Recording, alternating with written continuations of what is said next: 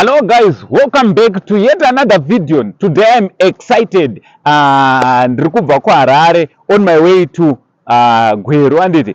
So today nhasi musi wa 2 February ndichange ndiri paKadoma makuseni anawa izvezvi kutotaura kuno I think vanoziva ndiri papi. This is Chegutu ndangosarwa ne 35 kilometers 30 something kilometers to Kadoma.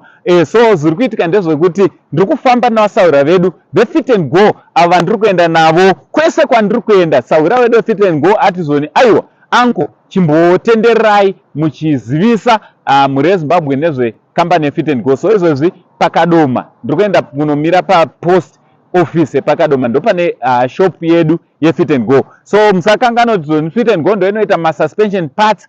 Also takuita zvakare maengine aniti tinoita maengines max-jump engine, tinoita zvakare masteering racks. So hande tinosangana paKadoma. Kana une motikari yako uya paKadoma tisangane, ndinokupa madeals akanaka paKadoma esuspension yemotikari yako, emasteerings masteering racks emotikari dzenyu. Aiwa kana uchida kuti bata paoffice pedu ndo pane Kaguvi pa number 48 Kaguvi Street. Number ndo idzodzirapo pa 078229705 kana ukada kutaura nesu zvakare.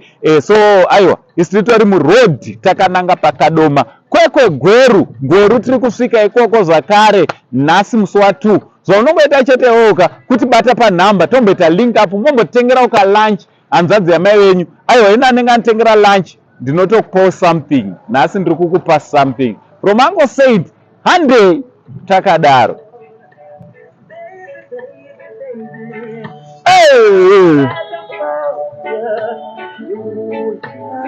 Che